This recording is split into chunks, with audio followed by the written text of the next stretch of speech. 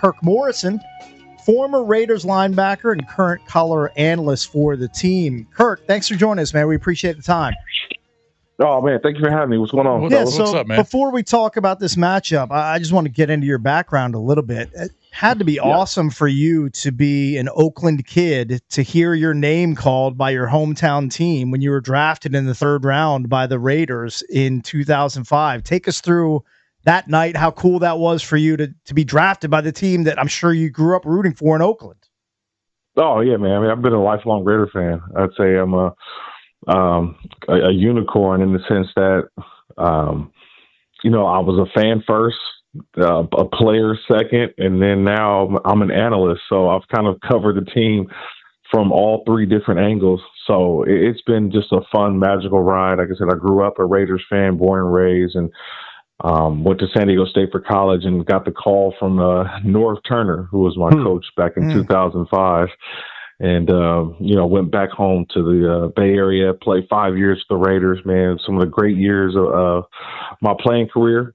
Finished up went to Jacksonville, finished up in Buffalo for 2 years with Chan Gailey as my head coach. But, man, just a fantastic ride with the Raiders, and to be able to kind of make it a full circle moment by joining the radio broadcast of the team was something I kind of dreamed about. Didn't know it would happen one day, but just kept my head down, just kept working. And, obviously the opportunity came, and I took it for sure. Does it feel to you like they've kind of settled in to Vegas as their permanent home? Because they were vagabonds for so long, starting out in Oakland, then they were in LA, then back to Oakland, and now finally landing in Vegas. Does this feel like this is like the real, true home now for the Raiders?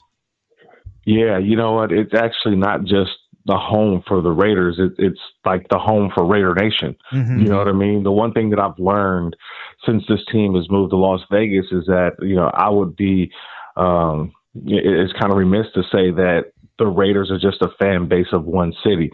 No matter where they go, especially this Sunday out in D.C., it'll be the same thing. Raider Nation travels. They come from all around the world. So it's kind of funny that now Raider Nation meets up on Sundays in Las Vegas.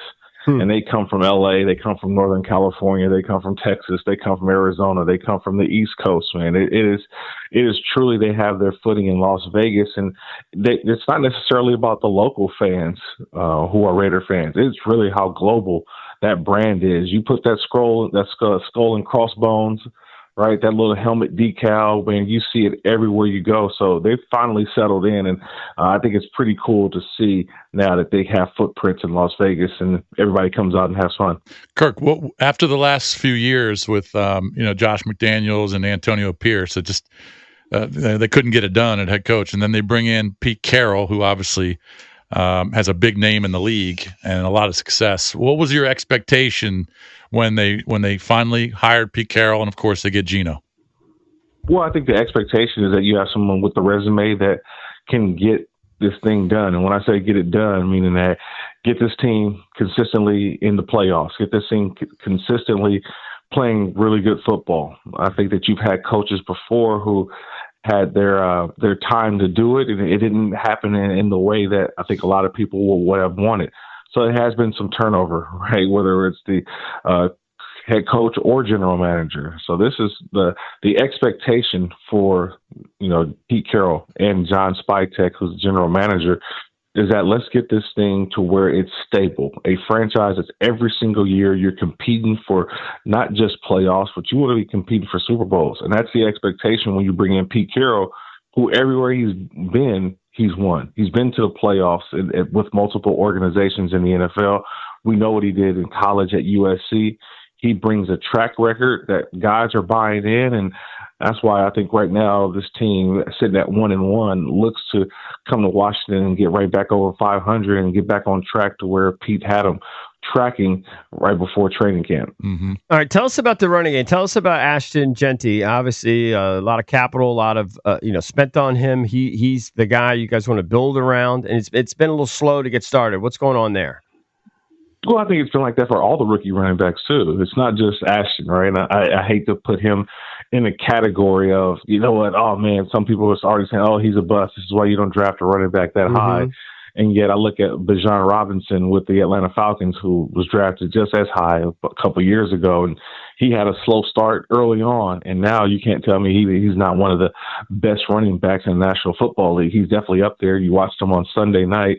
He's a difference maker. And I think Ashton Genty's kind of going through some rookie growing pains just a little bit, learning the pass protections, learning how to take the 5-yard run instead of always trying to look for the home run. He's a volume runner. This isn't college anymore. And so I'm just watching him can kind of continue to progress. I look at the other running backs that were taken after him, Amarian Hampton with the Chargers. He was also in the first round. He hasn't really lit the league on fire just yet. Travion Henderson with the New England Patriots, also a guy who was drafted highly at the running back position.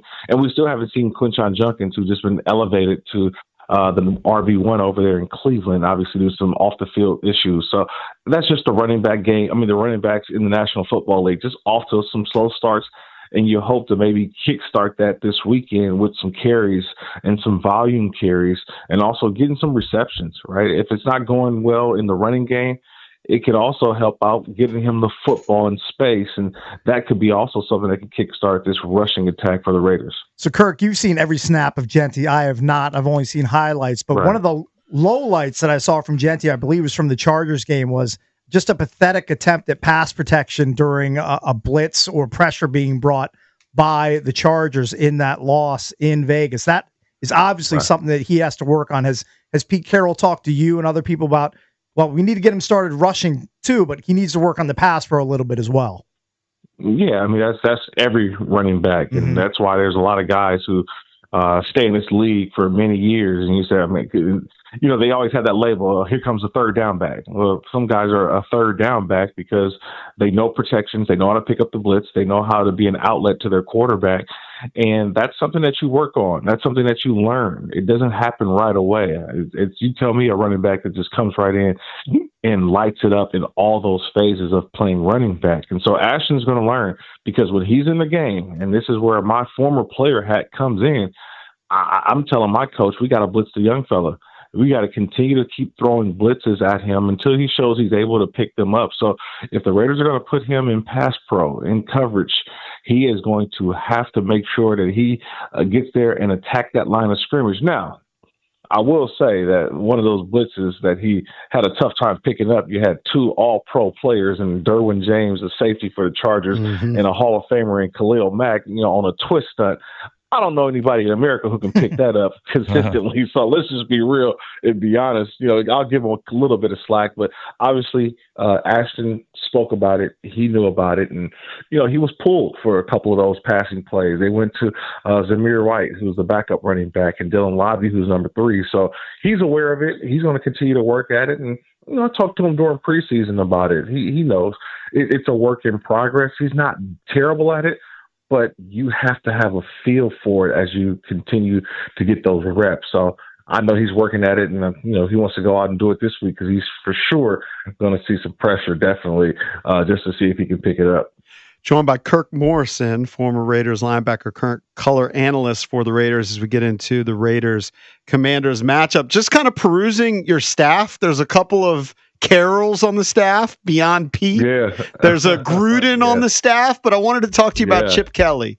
When he first burst into the NFL, his offense was innovative for the NFL. And then it kind of, to me, it just kind of looked more normal. Maybe they changed the rules. He was trying to do everything super fast. What is the Chip Kelly Seattle Seahawk? I mean, what is the Chip Kelly offense right now? What does it look like right for the Raiders? Yeah, it's different. Now he's a national champion, winning offensive coordinator from Ohio State, and he brings. That was an exciting part for me, was watching the Ohio State offense all offseason, and the different ways that he's able to use personnel groupings, the different ways he's able to use the skill position players, and really run the football. He had Travion Henderson and Quinshon Judkins, the names that I mentioned a little bit earlier. Those guys were highly drafted running backs, and he had receivers. And you're watching Emeka Ibuka with the Buccaneers the other night. those types of players were drafted highly because Chip Kelly was able to put them in great positions to make plays. And that's what this offense looks like now. They've got Brock Bowers, who's just kind of getting healthy, had a little bit of a knee injury. And so his status is not necessarily up in the air, but he's going to continue to keep trying to get as healthy as possible. Jacoby Myers, I think, is a wide receiver one. He's proving that. But it really comes down to the quarterback, and that's what this offense is all about. How can the quarterback operate in pushing the ball down the field and making accurate throws? And that's kind of what didn't happen last week versus the Chargers, is that Chip Kelly's offense has a lot of explosive plays built in, but the Chargers took that away. And that's how you got some turnovers from Geno Smith. Just threw the ball into some tight windows that I think Geno would next time take the available receiver and not necessarily the one that he wanted deep down the field. That's how this offense is going to grow. It's still a run-first offense, but now you've got to make sure that you're getting some some catch and run elements, which the Raiders have shown. They've shown that in the first couple weeks, just didn't do it consistently against the Chargers, who baited them into seeing that they can be patient and go 4 yards, 4 yards, 3 yards, 2 yards, 4 yards, 5 yards. They weren't giving up the home run, and that's where the Raiders got in trouble last week. Kirk, how are you as an analyst and as a fan of the team treating this game in Washington? This is the second East Coast trip in 3 weeks. You got the first win in New England. Obviously, you guys did not look good offensively against the Chargers on Monday. Right. We don't know if Jaden's going to play. All right, we think he's going to play, but we don't know. We have no idea. It could be Mariota. And you got Max Crosby and a couple of the stud ends for the Giants, and of course from the Packers. Micah was just giving the Washington offensive line hell. And you got one of those guys who can give them hell. So how are you guys treating this game, not really knowing if Jaden's going to play? Well, you're treating him like he's playing, right? Yeah. Until you get out there 90 minutes before kickoff, Jaden Daniels is playing, and you know what he can do. He's shown his ability so far in just a little bit of time, how special of a quarterback he is. This is a guy who led his team to the NFC Championship just a year ago. And he's got weapons on the outside that obviously can get things done as well. He's got a terrific running game, also in the defense. I mean, trust me, we've got Jeremy Chin, and Jeremy Chin had talked about it last year, some of the similarities of playing with the Raiders this year and going and playing with the Commanders a year ago. You know, basically a team that was kind of looked over. Nobody expected much, but yet those guys believed in the system and Dan Quinn. They believed in who they were, and they believed in their young quarterback, and it propelled them to be right there in their division. And to me, that's kind of been the talk all around the Raiders this week. It's our next game up. We're expecting Jaden Daniels to play. If he doesn't, then Marcus Mariota will, but the game plan doesn't change. Similar skill sets, and that's the reason why Mariota, who's a former Raider, plays the game as well. So that's kind of the mindset this week is we're going to go out there and just try to go win a football game. That's it. It's another early start for the Raiders. They had success in week one. Can they get it done again? It's going to be the question, but I don't think anybody's swaying their confidence at all. This is actually a game that can help get that confidence back to where it needs to be against a perennial, playoff contender in the NFC. Kirk, what's it like to have Tom Brady as part of the Raiders ownership group? Now, we know that he caused a stir by being featured in the booth on Monday Night Football, even though the NFL said didn't violate any rules. He has a right to be there as partial owner of the team. Oh, that's my guy, man. I love TV. TV has been around, and I always love, just bouncing things off of his brain. We talk just about the league in general. I mean, to me, he's just all about ball.